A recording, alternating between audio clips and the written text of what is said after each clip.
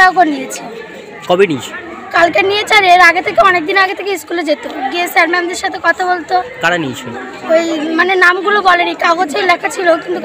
অভিনব প্রতারণা। Talent search পরীক্ষা নিয়ে সার্টিফিকেট এবং আর্থিক পুরস্কার দেওয়ার নাম করে ছাত্রছাত্রীদের কাছ থেকে প্রতারণা। ছাত্রছাত্রীদের ট্যালেন্ট পরীক্ষা নিয়ে মেধা তালিকা অনুযায়ী 20,000 থেকে 1,000 টাকা পর্যন্ত আর্থিক পুরস্কার এবং সার্টিফিকেট দেওয়ার নাম করে ছাত্রছাত্রীদের কাছ থেকে 50 টাকা থেকে 100 টাকা পর্যন্ত নেওয়া হয়। এই টাকা নেয় SRM ট্যালেন্ট সার্চ নামে একটি সংস্থা। ক্লাস 5 থেকে 8 পর্যন্ত ছাত্রছাত্রীদের কাছ থেকে টাকা নেওয়া হয়। সন্দেশখালীর বিভিন্ন স্কুলের ছাত্রছাত্রীরা এই পরীক্ষা দেওয়ার জন্য টাকা দেয় এবং নাম নথিভুক্ত করে। আজ সেই পরীক্ষা ছিল সকাল 11টা থেকে খুলনা PC লাহা বিদ্যালয়। ছাত্রছাত্রীরা সময় মতো স্কুলে আসে, কিন্তু যারা পরীক্ষা নেবে তারা উপস্থিত হয়নি স্কুলে। এমনকি তাদের যে মোবাইল নম্বর, সেই নম্বরেও ফোন করে যোগাযোগ করতে পারছেন না ছাত্রছাত্রীদের অভিভাবকরা। এ বিষয়ে যে স্কুলে পরীক্ষাটি হওয়ার কথা, খুলনা PC লাহা বিদ্যালয়ের প্রধান শিক্ষক এ বিষয়ে কিছুই জানেন না। অভিনব কায়দায় প্রতারণার শিকার হলো ছাত্রছাত্রীরা। সুন্দরবন থেকে আজিজুল শেখের রিপোর্ট, ES নিউজ বাংলা।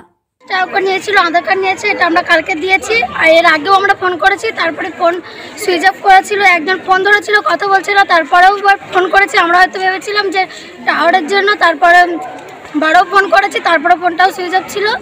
তারপরে হচ্ছে মানে আমাদের কাছ থেকে 50 টাকা করে নিয়েছে। আর আমরা চাই যে একসাথে পরীক্ষা দেবো, কার কেমন ট্যালেন্ট আছে, যে আমরা চাই যে পরীক্ষা দিয়ে ভালো কোনো কিছু করবো। তোমাদের কাছে কত করে টাকা নিয়েছে? 50 টাকা করে নিয়েছে। কবে নিয়েছে? কালকে নিয়েছে, আর এর আগে থেকে অনেকদিন আগে থেকে স্কুলে যেত, গিয়ে স্যার ম্যামদের সাথে কথা বলতো। কারা নিয়েছে?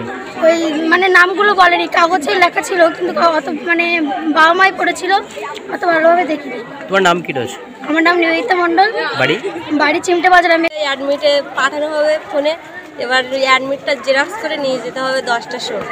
এবার এখানে এসে দেখা যাচ্ছে যে পরীক্ষাই হচ্ছে, মাস্টারমশাই তো আসেই না। কবে জানানো হয়েছিল? কালকে রাত্রে। আমরা এখানে এসে দেখছি কোনো পরীক্ষাই তো হচ্ছে না। সকাল 10টার সময় আসতে বললো মাস্টারমশাই, এসে দেখা যাচ্ছে মাস্টারমশাইও নেই, পরীক্ষাও তো হচ্ছে না। এখন তো 12টা হয়েছে।